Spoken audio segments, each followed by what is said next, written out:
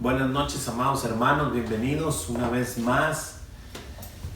Como ya lo oramos, convocados y guiados con el poder del Espíritu de nuestro Señor y para ser enseñados por Él, como cada día, ¿no? A través de su palabra y a través de su Espíritu, le damos gloria al Señor porque Él pone en nosotros el querer como el hacer por su buena voluntad, ¿verdad? Como ya lo oramos ahorita.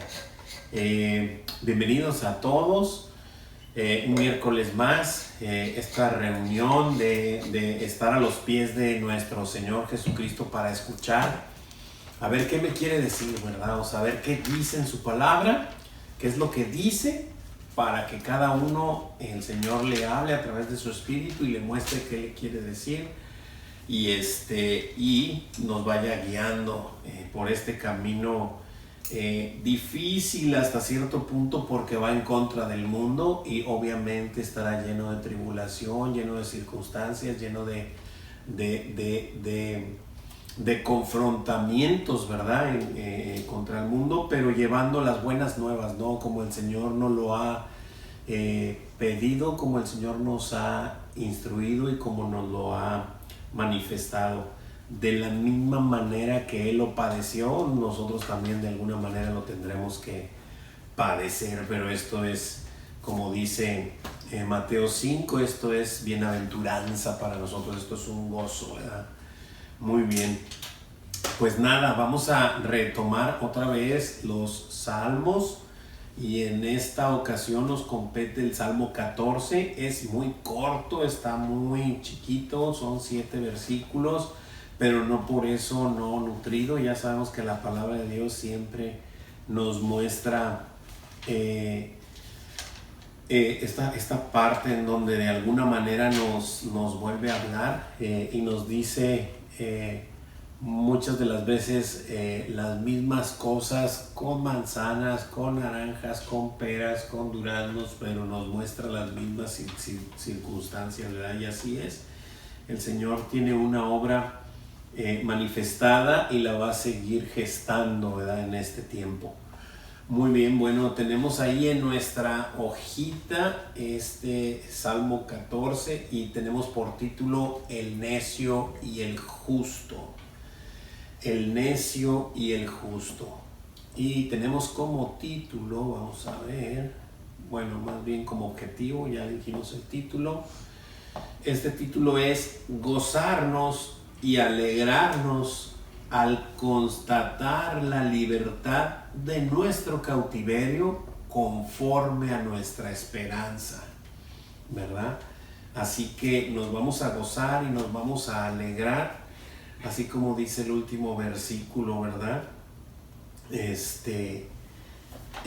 Para poder entender para constatar en esta libertad, ¿verdad? O sea, al constatar en esta libertad de nuestro cautiverio conforme a nuestra esperanza. ¿Qué quiere decir esto? Que yo me gozo y me alegro al enterarme de dónde me sacó el Señor, de ese cautiverio, de dónde me liberta y aunque estoy en una postura de este tiempo, de esta antesala, yo siempre lo quiero ver así, como la antesala de ver a mi Señor.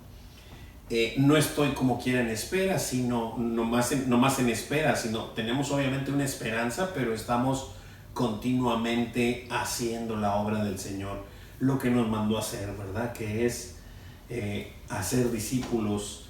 Y bueno, pues aquí estamos, ¿verdad? Muy bien, tenemos un versículo a memorizar también. Vamos a ver.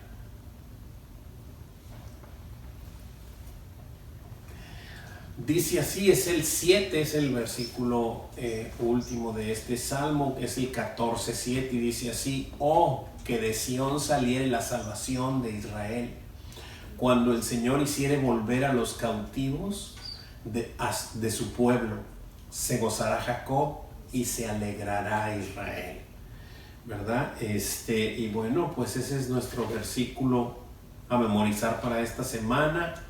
Y pues sin más vamos a iniciar. Lo repito, un poco corto, pero pues vamos a ir viendo versículo a versículo la misma dinámica. Si tenemos alguna pregunta o duda, pues nomás abrimos el micrófono y aquí pues levantamos la mano, ¿verdad? Bueno, pues vamos a darle, como es costumbre, el versículo 1 lo leo yo y los demás me ayudan por ahí. Muy bien. Dice así el versículo 1, dice el necio en su corazón, dos puntos. ¿Qué es lo que dice? No hay Dios, se han corrompido, hacen obras abominables, no hay quien haga el bien. Bueno, y esta parte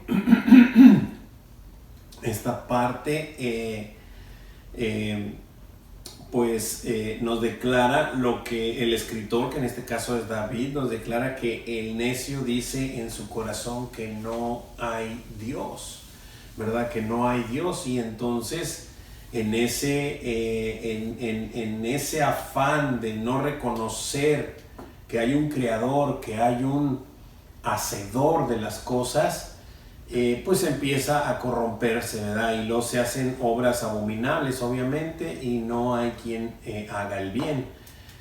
Obviamente, porque están rehusando de reconocer que hay un Dios, que hay un creador y que hay alguien a quien un día le tendremos que dar cuentas, ¿verdad? Todo esto empieza así, o sea, es tan simple, pero tan peligroso, ¿verdad? No reconocer que existe un creador, que existe un Dios a quien un día tenemos que darle cuentas, ¿verdad? La mente del hombre cuando quiere, perdón,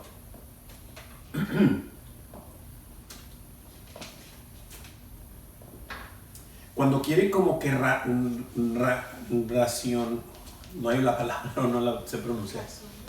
Cuando quiere razonar, gracias, en su intelecto, creyéndose muy sabio, muy inteligente y diciendo que no hay Dios, pues simplemente está desechando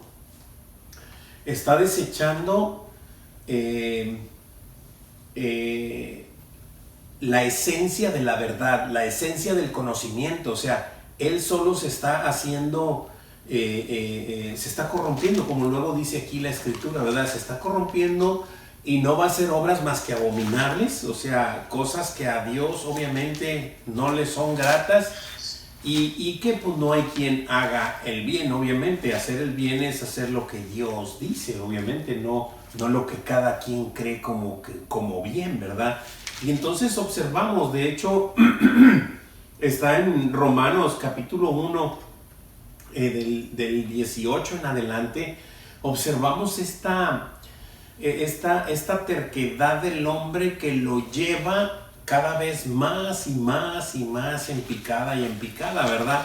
Estas circunstancias se manifiestan, o sea, es como tan sencillo como si yo dijera, bueno, si yo dejo caer esta botella, pues va a ir a dar hasta el suelo, ¿verdad? O sea, eso es inevitable, va a ocurrir. Bueno, de la misma manera, si tú niegas a Dios, poco a poco vas a ir cayendo en picada, que vas a ir distorsionando tu razonamiento,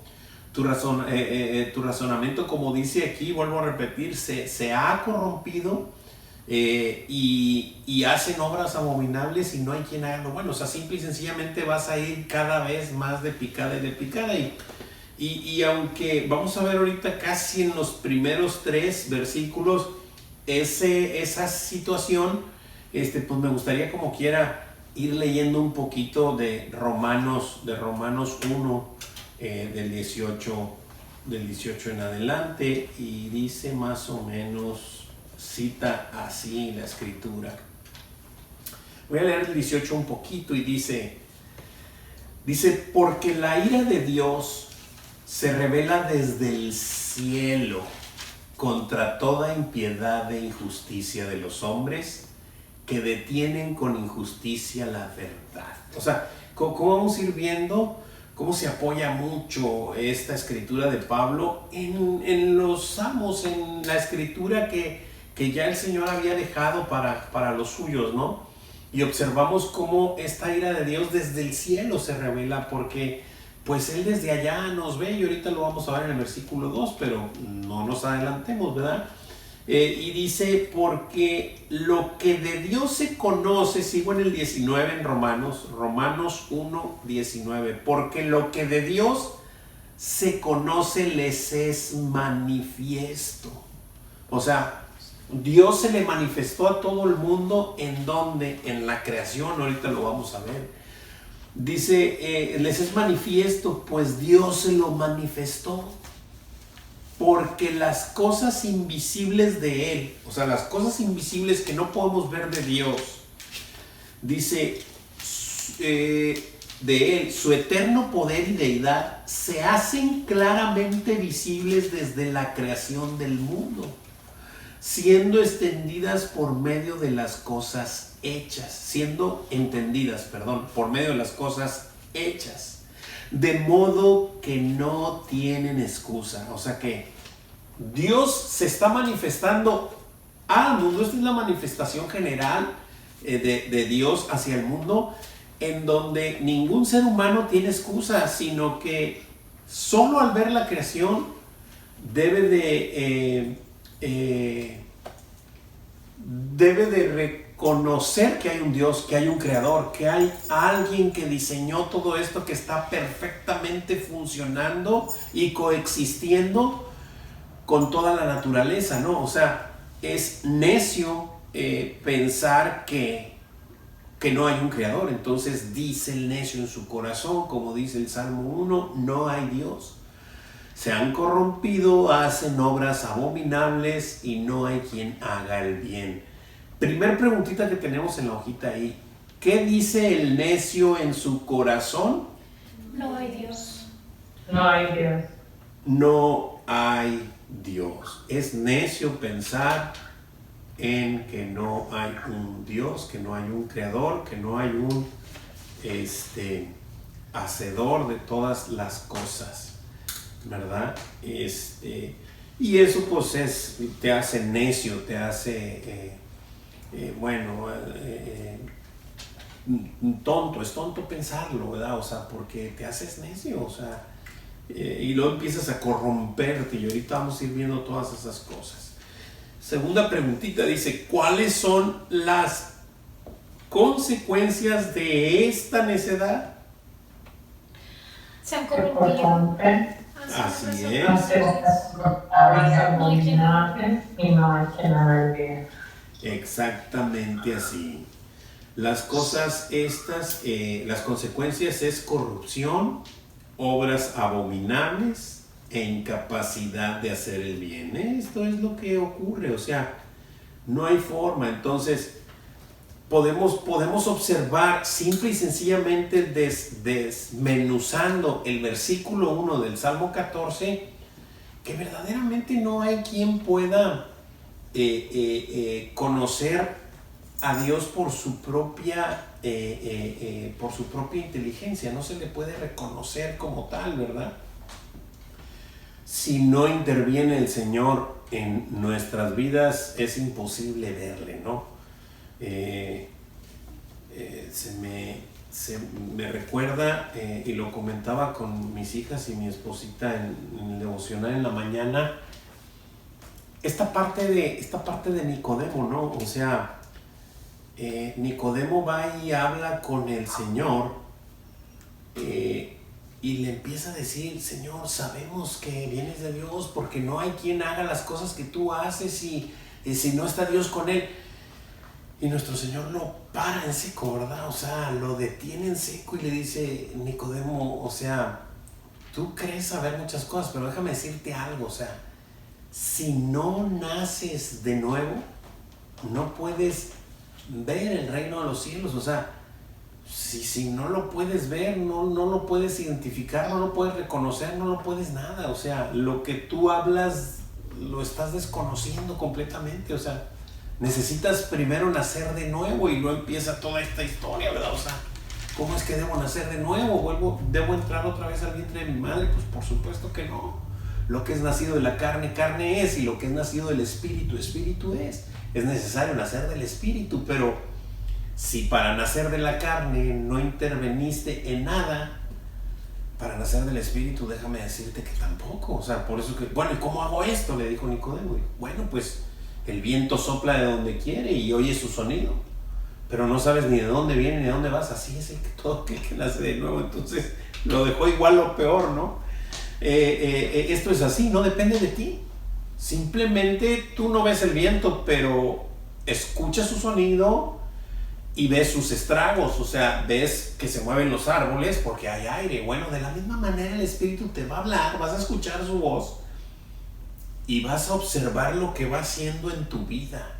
Vas a observar esas cosas, la manifestación del Espíritu en tu vida, cómo va a irte cambiando, cómo va a ir moviendo las cosas en tu entorno, ¿verdad? No sé si alguien aquí tenga alguna pregunta, alguna duda o algún comentario hasta aquí.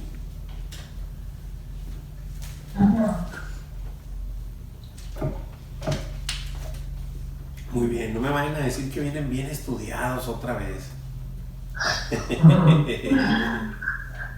Bueno, gloria a Dios. Vamos a continuar.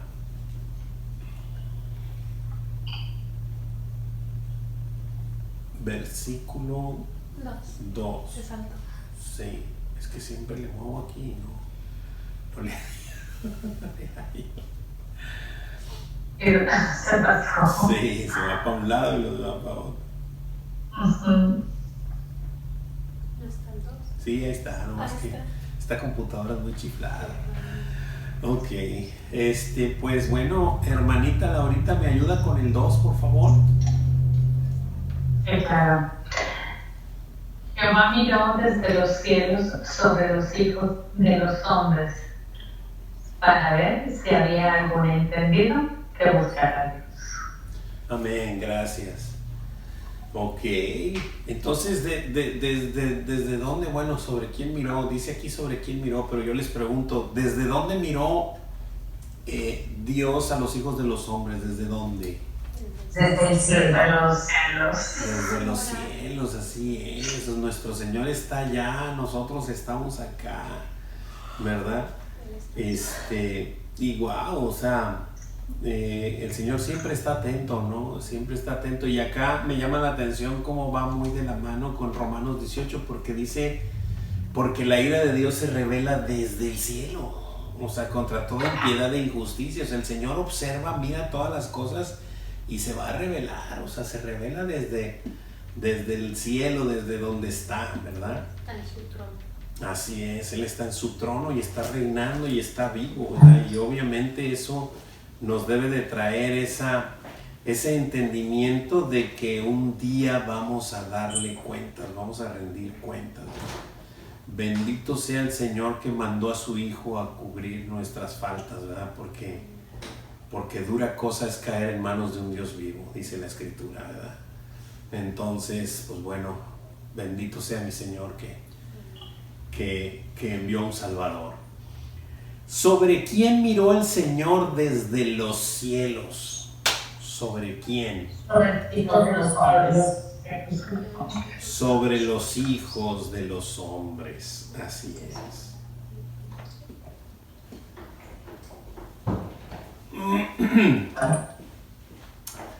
Sobre los hijos de los hombres. ¿Para qué? Dice la segunda preguntita. Para ver si había algún entendido que buscara a Dios. Para ver si había algún entendido que buscara a Dios. Yo les quiero hacer una pregunta. Obviamente esto está escrito por David y obviamente está inspirado por el Espíritu del Señor. No nos cabe a ninguno de nosotros ninguna duda, definitivamente. Pero yo sí, a mí sí me surge esta pregunta y la voy a hacer, ¿verdad?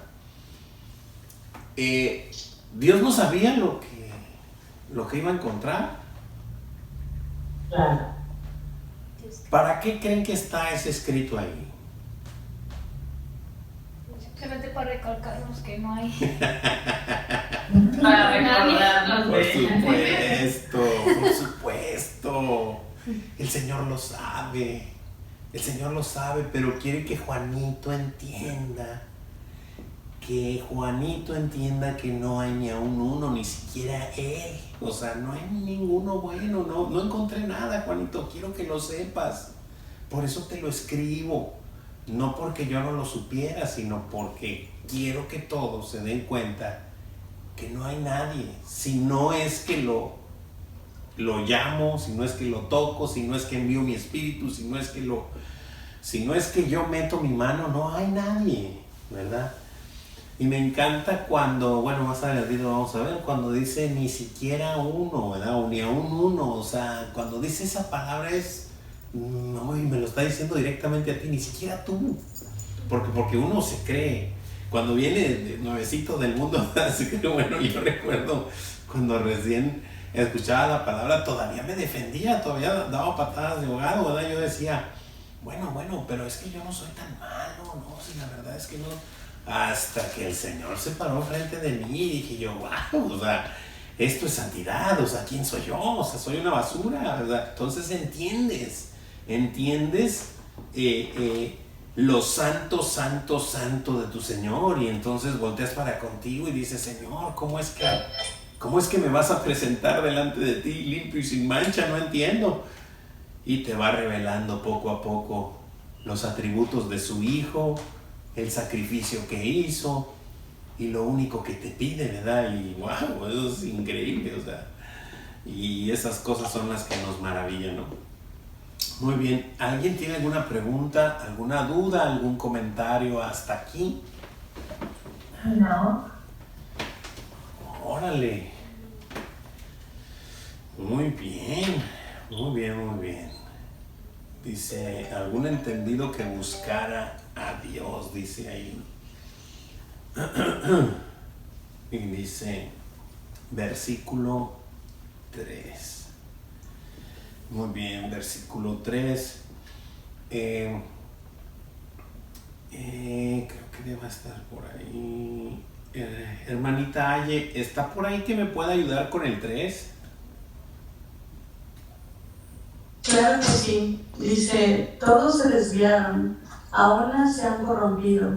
No hay quien haga lo bueno, no hay ni siquiera uno. Wow, amén. Gracias, hermanita. Sí, claro. Y aquí está, ¿no? Aquí está esta declaración, vuelvo a reiterar, de la pluma de David, pero guiada por el Espíritu Santo, hablándole Dios no solo a sus hijos o a sus escogidos de esa época o de esa generación, sino de todas sus generaciones, ¿verdad? Hoy me lo dice a mí, y es lo que estábamos observando hace un momento. Nuestro Señor no tenía que mostrar para ver si había algo, o sea, Él sabía que no había nada, pero lo tenía que hacer así para mostrarme, para enseñarme, para dirigirme de la mejor manera, que me enterara que no hay ni a un uno, ¿verdad? Que no hay quien haga lo bueno, no hay ni siquiera uno, o sea, ni siquiera tú.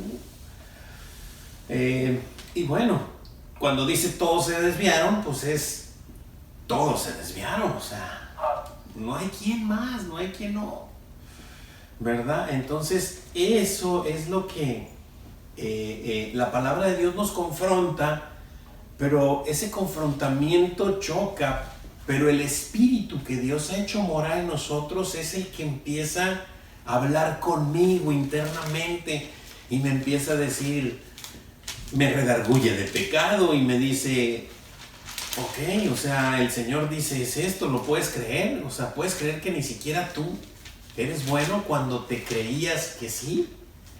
Y ahí es donde el Espíritu Santo nos redarguye de pecado. Y bendito el Espíritu Santo que me puede mostrar lo pecador que soy para poder tener esa necesidad de perdón. Porque si yo no me sé pecador, si yo no me sé enfermo, pues el Señor dijo que no venía a los justos, sino a los pecadores, ¿verdad? O sea, no vine a sanar, no vino a los sanos, sino a los enfermos, ¿verdad? Entonces, esto es así, o sea, si yo no me considero pecador en mi naturaleza, pues el Señor y su evangelio no tienen absolutamente nada que ofrecerme. ¿verdad? Porque pues Él vino a salvar a los pecadores. Y si yo no me considero pecador, pues Él no vino entonces por mí, ¿verdad? Y entonces estoy desechando totalmente su obra, ¿verdad? Y le estoy dejándolo por la borda, ¿no? Dice la preguntita, ¿qué fue lo que vio? Wow. Así es, que todos se desviaron, a una se han corrompido, no hay quien haga lo bueno, no hay ni siquiera uno. Y cada vez que leo esto, no hay ni siquiera uno, es tampoco tú, Juan de Dios.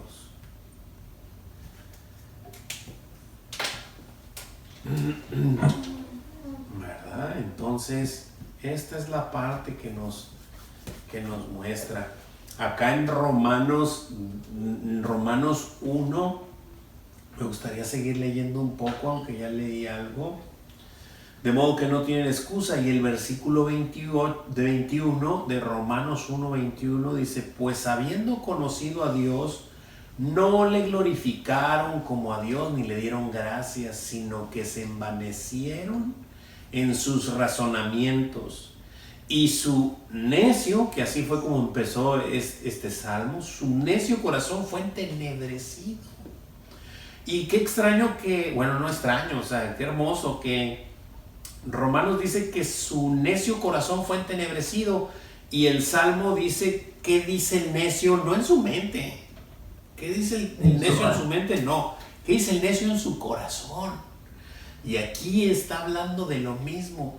Fue entenebrecido, dice, profesando ser sabios, o sea, creyéndose más inteligente que Dios, se hicieron necios otra vez y cambiaron la gloria del Dios incorruptible, del santo, santo, santo, en semejanza de imagen de hombre corruptible, de aves, de cuadrúpedos y de reptiles.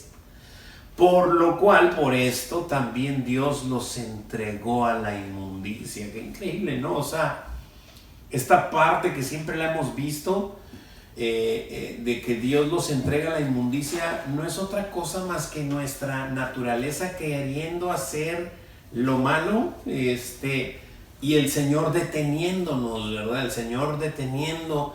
Pero cuando ya resuelves no hacerle caso a Dios y no tomarlo en cuenta, pues el Señor simple y sencillamente se quita, ¿verdad? Y entonces nos vamos de bruces. Así es como por lo cual Dios los entregó a la inmundicia en las concupiscencias de sus corazones. Así que, pues bueno, ustedes se creen muy sabios, pues hagan lo que crean que es bueno, y empieza todo el desorden, ¿no? Empieza todo el desorden, y estas concupiscencias de nuestros corazones es hacer lo que pienso y lo que siento, de modo que deshonraron entre sí sus propios cuerpos, ya que cambiaron la verdad de Dios por la mentira, honrando y dando culto a las criaturas antes que al Creador, el cual es bendito por los siglos. Amén.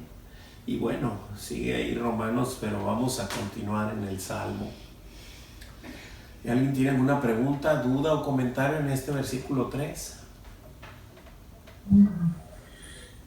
Muy bien, continuamos. Versículo 4. Gerson, ¿estás por ahí, hermano, que me puedas ayudar con el 4? Señor, gracias. Dice el versículo 4: no tienen discernimiento todos los que hacen iniquidad, que devoran a mi pueblo como si comiesen pan, y a Jehová no invocan. Amén, gracias, brother. Así es, hace esta interrogación, hace esta pregunta, ¿verdad? No tienen discernimiento todos los que hacen iniquidad, dice, que devoran a mi pueblo, dice el Señor, ¿verdad? O sea, devoran a su pueblo como si comiesen pan. O sea, simple y sencillamente, a mí se me viene a la mente esta parte de, obviamente es hablar mal de su pueblo, es algo así como encarnecer, ¿verdad? Encarnecer a su pueblo, diciéndole de todo, ¿no?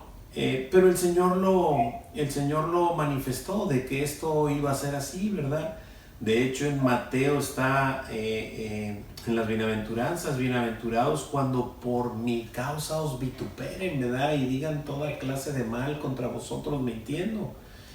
Pero el Señor dice que nos gocemos y nos alegremos porque el galardón es grande. Pero el galardón es grande ¿en dónde? Aquí en la tierra. El Señor nos va a dar unos milloncitos y el Señor me va a dar una casotota y... No, el galardón es grande ¿en dónde? En los cielos. En los cielos. Eso es lo que nos prometió el Señor, vida eterna. Vida eterna para los suyos, ¿verdad?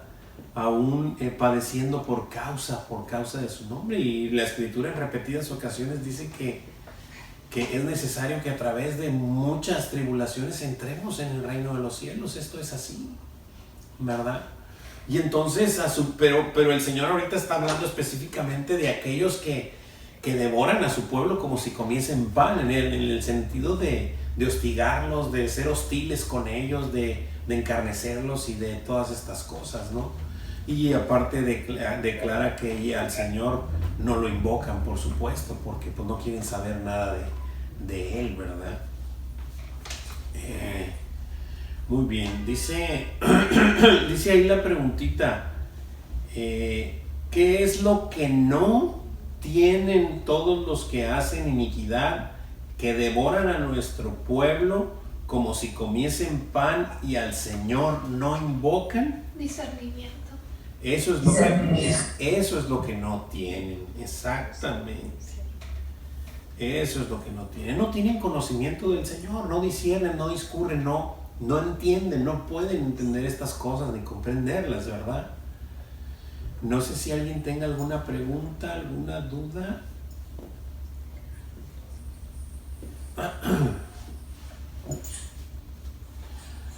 Vamos a entrar a esta parte de una nota que hay allí en nuestra hojita.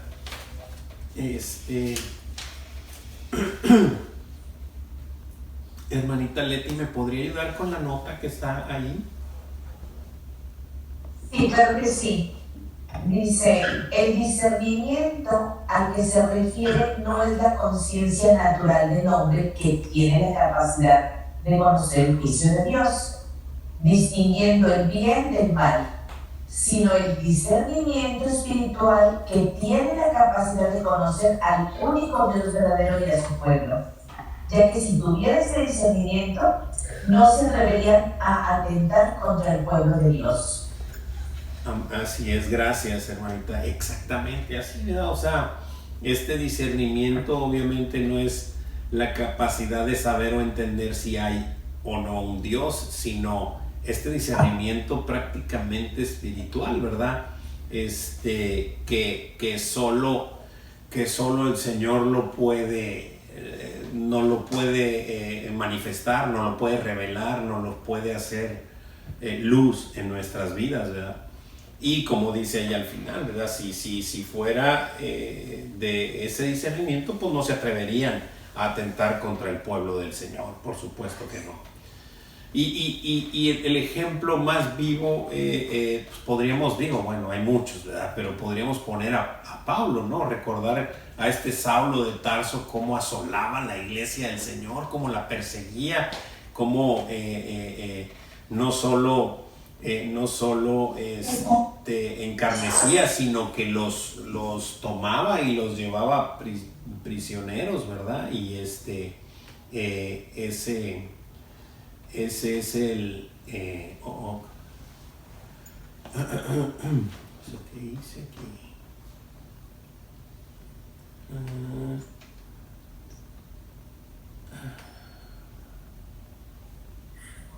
No sé qué hice, pero bueno.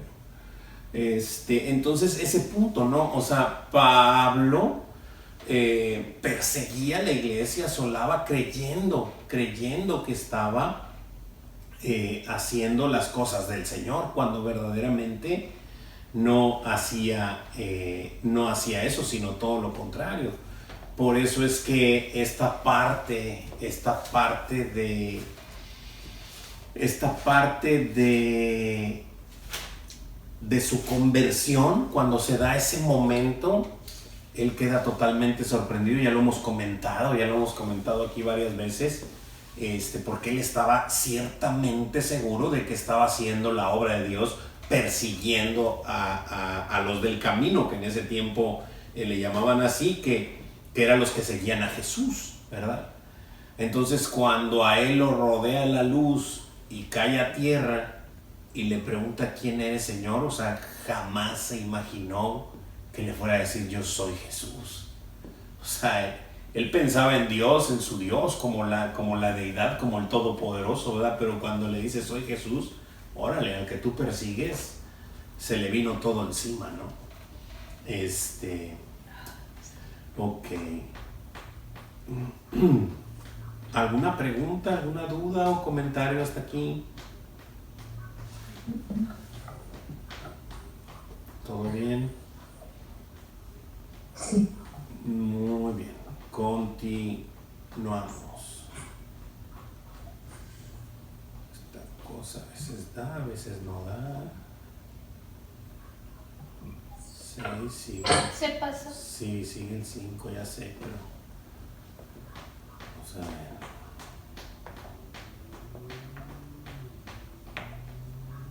No quiere. No quiere dar. Espérate tantito. Sí, como que está detenido. ¿Me la da? ¿Eh? 5, ahí está. Muy bien, versículo 5. Hermanita Tere, ¿está por ahí que me puede ayudar con el 5, por favor? Claro que sí, hermano. Dice su palabra, ellos temblaron de espanto porque Dios está con la generación de los justos. Amén, gracias. Y aquí muestra esta parte, este versículo del Salmo que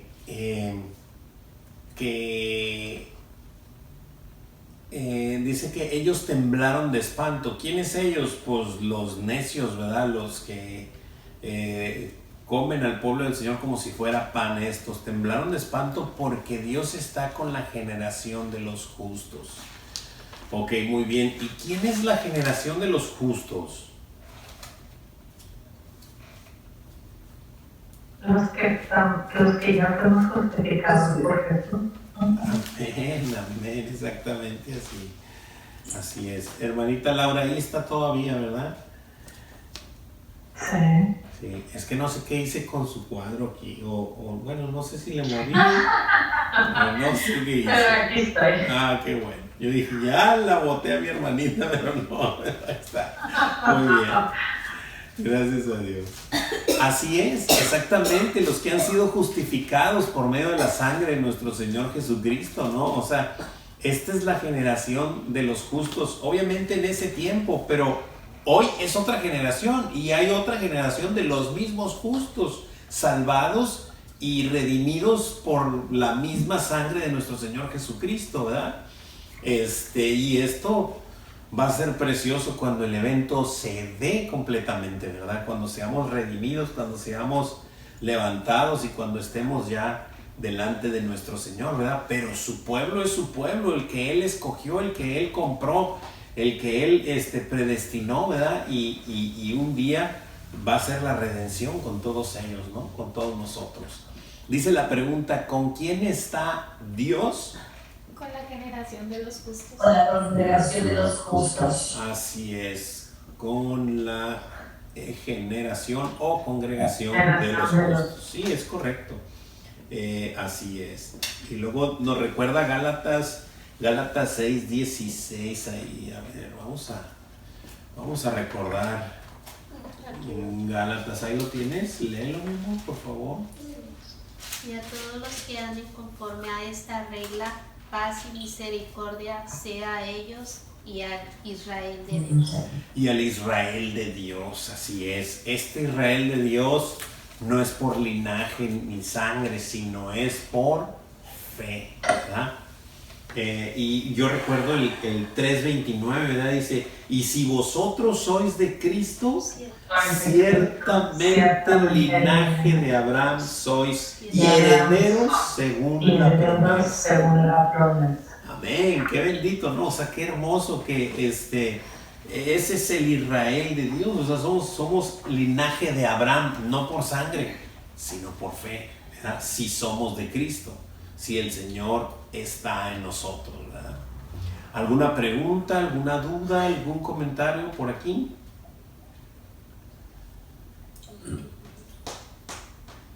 Muy bien, esta cosa cambia muy lento. Voy a ver qué voy a hacer.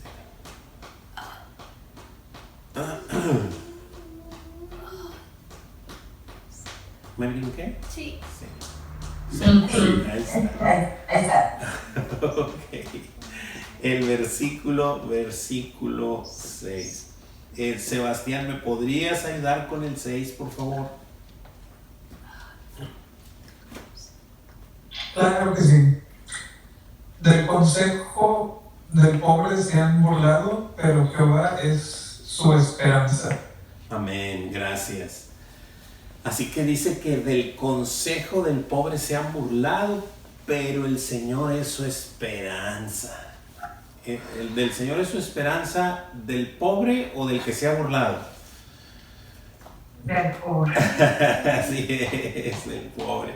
Y sabemos y entendemos como armonía en la Escritura no se trata del pobre que no tiene dinero, no está hablando de ese pobre, sino del pobre. Así es, del pobre de espíritu, así es, del que se considera no tener nada para agradar a Dios o para poder alcanzar a Dios o para poder verle o para poder llegar a Él, sino somos pobres en espíritu, ¿verdad? Como también lo recalca Mateo 5, el sermón del monte. Bienaventurados los pobres en espíritu, porque de ellos es el reino de los cielos. ¡Wow! Y entonces, el Señor es nuestra esperanza, por supuesto que lo es. Así es. ¿De quién es esperanza el Señor? Del pobre. Del pobre. Y yo le puse aquí en espíritu. Así es. Muy bien. Perfecto. ¿Preguntas, dudas, comentarios? Ahora sí no se brincó. Ahora sí no se brincó. Porque es el último. Porque es el último, no hay otro si no se hubiera brincado. Bueno, ya he perdido, ¿verdad? Ok. Hermanito Manuel, ¿me podrías ayudar con el 7, por favor? Sí.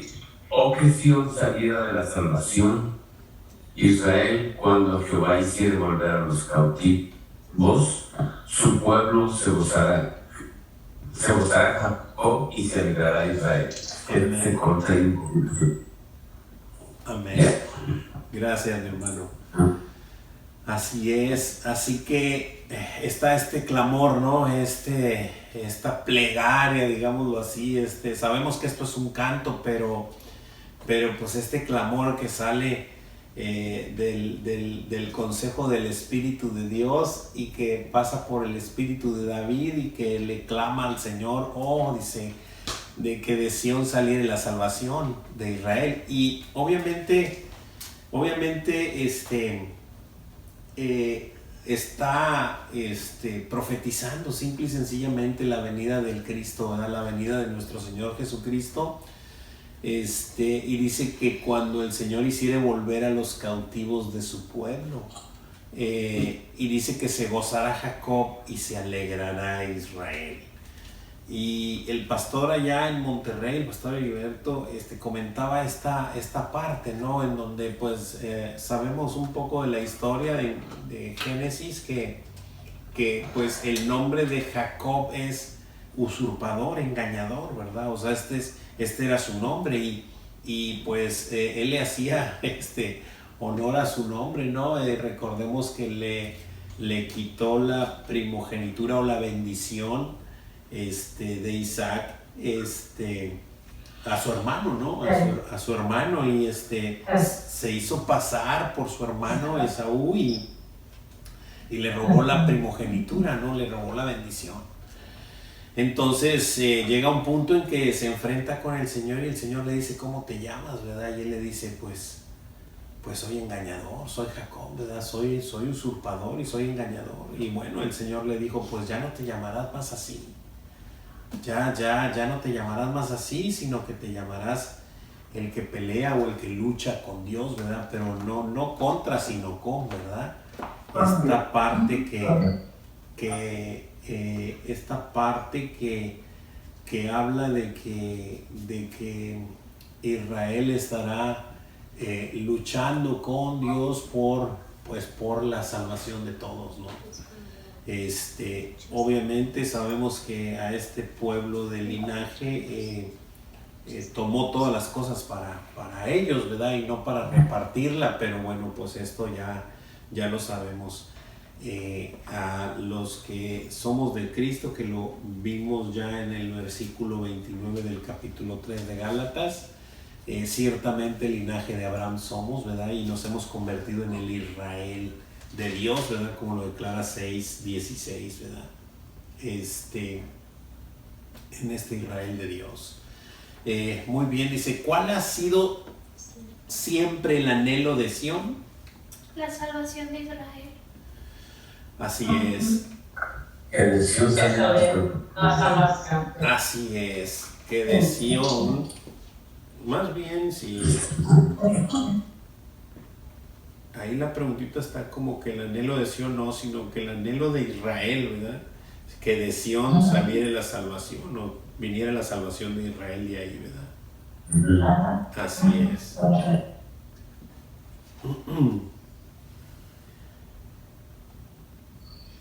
¿Qué sucede aquel día? El Señor hará volver a los cautivos de su pueblo. Así es, el Señor hace volver a los cautivos de su pueblo. Los que estaban alejados los va a traer hacia Él y moraremos con Él por largos días. Esto es por la eternidad. Todo esto es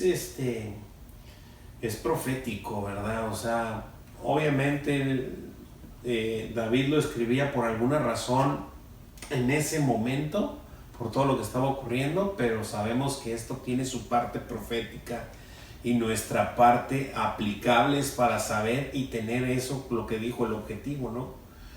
Gozarnos y alegrarnos y conforme a nuestra esperanza, que nuestra esperanza es Cristo, ¿verdad? Es esa segunda venida para venir por nosotros y llevarnos a vivir y a morar con Él por la eternidad. De eso está hablando. ¿Qué sucede entonces? Dice la tercera preguntita.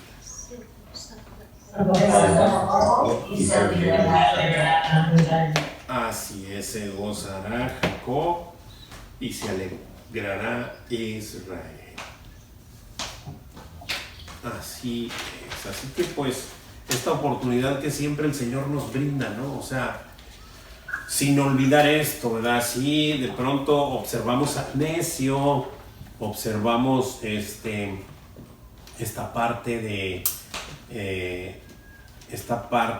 que, ay, bueno, el necio es el que no entiende y el que no escucha a Dios y allá, pero pues esa parte recordemos siempre de dónde nos sacó el Señor, de ese punto, de donde nosotros éramos de alguna manera necios, ¿verdad? Porque no tomábamos en cuenta a Dios, no le conocíamos, no caminábamos con Él por obvias razones, porque no le conocíamos, ¿verdad? Pero estábamos en ese punto, y de ahí es donde nos saca el Señor. Y obviamente que todo es un proceso de conocimiento, de arrepentimiento, de redargüimiento, para que el Señor pueda posarse y sentarse en el trono de nuestra vida, de la vida de cada uno de nosotros, y cederle la silla donde yo antes estaba sentado como rey, y cedérsela a Él, a Jesucristo, para que ahora yo haga su voluntad y no siga siendo la mía en mi vida, ¿verdad? De esto habla. Y siempre hay una oportunidad para el necio arrepentirse. ¿Qué pasará con él si se arrepiente? Pues lo mismo que pasó conmigo y con ustedes, o sea, la misericordia de Dios se va a derramar sobre de él. Pero siempre y cuando haya un corazón contrito y humillado, que eso solamente lo puede provocar nuestro Señor. Lo vimos en el salmo anterior que vimos, ¿no? Esta parte de que el Señor preparaba el corazón para poder tener oídos para cuando clamara, ¿no? Entonces esa parte siempre está ahí, o sea, nuestro Señor nos muestra de una y de otra manera que Él es el que produce estas cosas para tener misericordia de nosotros. En Romanos hay un versículo que dice que a todos nos sujetó en desobediencia, a todos, para tener misericordia de todos, ¿verdad? Entonces, obviamente, todo aquel que cree y va creyendo y va postrándose a su señorío y le va entregando su vida, el Señor va manifestando su misericordia, su gracia, y por acá todos y cada uno de nosotros conforme lo vamos haciendo, ¿verdad? ¿Preguntas, dudas, comentarios?